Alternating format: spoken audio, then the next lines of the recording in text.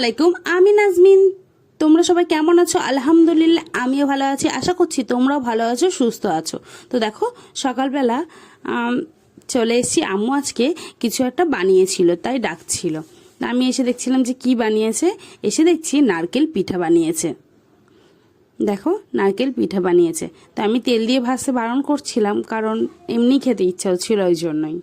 তো দেখো আজকে চা আর খাবো না। তো আজকে নারকেল পিঠে দিয়ে এই ব্রেকফাস্টটা আমি কমপ্লিট করব। তো নারকেল পিঠাটা আমি খেয়ে দেখবো কেমন হয়েছে। খুবই ভালো হয়েছিল। আর আমি একদম চিনি কম দিয়ে বানাতে বলেছিলাম। আমার কাছে কিন্তু বেশ হালকা মিষ্টিটা বেশ ভালো লাগে। আর আম্মু কি বড় বড় বানিয়েছিল। আম্মু বলছে দুটো বানাবো, তার থেকে বাবা একটা বানিয়ে দে। ওই জন্য এইভাবেই তারপর আমি ব্রেকফাস্টটা কমপ্লিট করলাম। তারপর দেখো হলুদ, চালের গুঁড়ো, তারপর হচ্ছে মসুরির ডাল, এইগুলো নিয়েই আমি ছাদে যাচ্ছি, কারণ এগুলোতে একটু রৌদ্রে লাগাবো। ও আসলে বর্ষাকালটা গেল, একদিনও রৌদ্রে দেওয়া হয়নি। তো একবার রৌদ্রে না দিলে নষ্ট হয়ে যেতে পারে। ওই জন্য আম্মু বলল সবগুলো একটা বাটি করে নিয়ে গিয়ে রৌদ্রে দিয়ে নে। এইগুলো আমি ফেস প্যাক বানাই। তো আমি এইগুলো দেখো ভালোভাবে রৌদ্রে দিয়ে যাব, কিছুক্ষণ রাখবো, রেখে তারপর আবার নিয়ে যাব। তো আমি দেখো রৌদ্রে দিয়ে নিয়েছি। একসঙ্গে দেখতে কত ভালো লাগছে, তাই না? একদম পুরো কালারফুল। বেসনগুলো রৌদ্রে দিয়ে নিয়েছি। দিয়ে এবার আমি নিচে চলে আসছি। নিচে চলে আসার পর তারপর আদিল বলছিল বড় আফা আজকে আমরা সবাই একসঙ্গে খাওয়া দাওয়া করব। ওই জন্য দেখো আমি ওপরে চলে এসেছি। আমি আদিল বোন একসঙ্গে খাওয়া দাওয়া করব।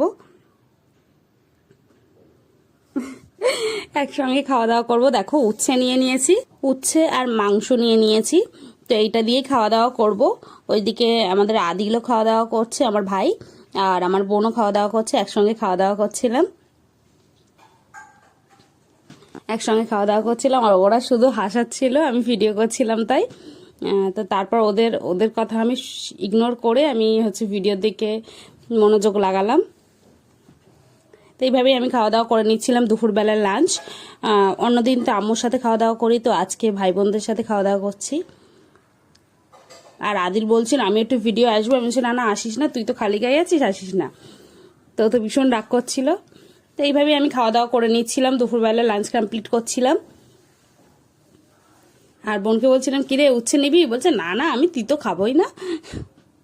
এইভাবেই খাওয়া দাওয়া কমপ্লিট করার পরে হঠাৎ আমি একটু ঘুমিয়ে গেছিলাম। ঘুমিয়ে গিয়ে ভাই হঠাৎ ডাকতে আসলো যে দেখ ছাদে তো যা রৌদ্রে দিয়েছিলি সব ফেলে দিয়েছে। আমি তো ভীষণই রেগে গেছি। ছাদে আমি কিন্তু দরজা দিয়ে গেছিলাম, ওরা আসলে বড় হয়ে গেছে, ওরা খুলতে শিখে গেছে। আমার আর খেয়াল নেই। এবার খাওয়া দাওয়া করে গল্প করতে করতে আমার চোখটা লেগে এসেছিল। এসে যখন আমি দেখছি আমার কি ভীষণ রাগ হচ্ছিল বলার কথা না। দেখো দুটো লেবুর খোসার ওই গুঁড়োটা আর ডাল, মুসুরির ডাল ফেলে পড়ে গেছে। আসলে ও বুঝতে পারেনি, ও আসলে ঘুড়ি ওড়াচ্ছিল।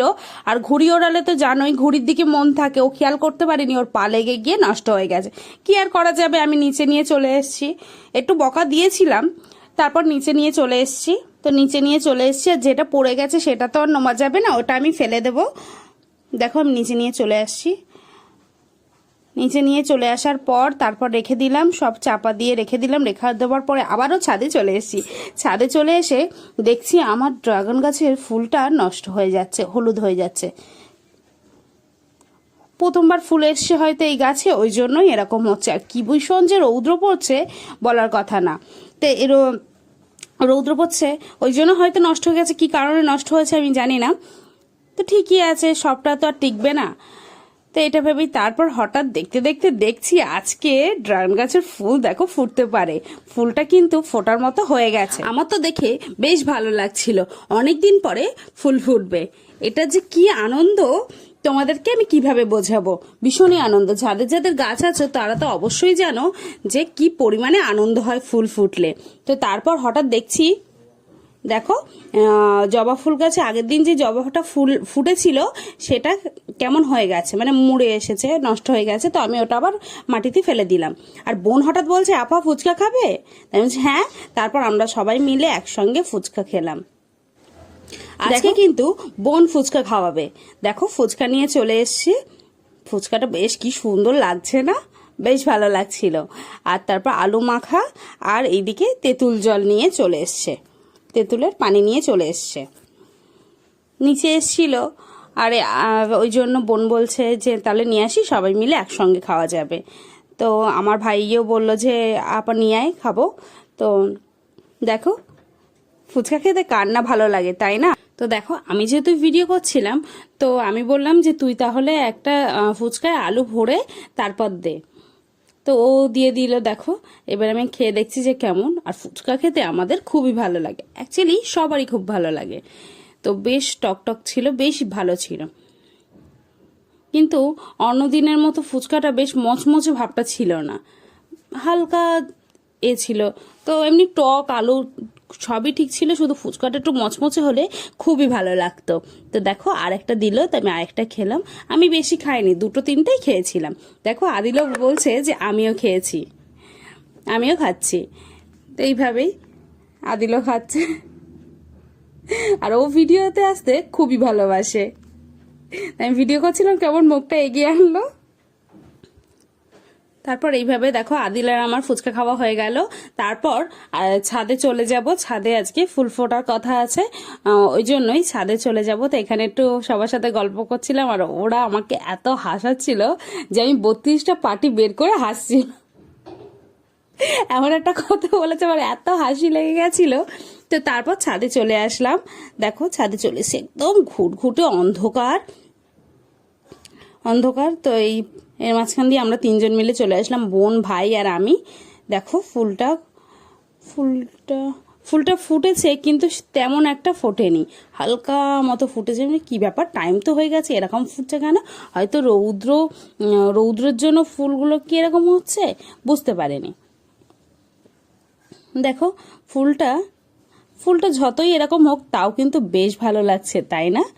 দেখো খুবই সুন্দর লাগছে। তো এইভাবেই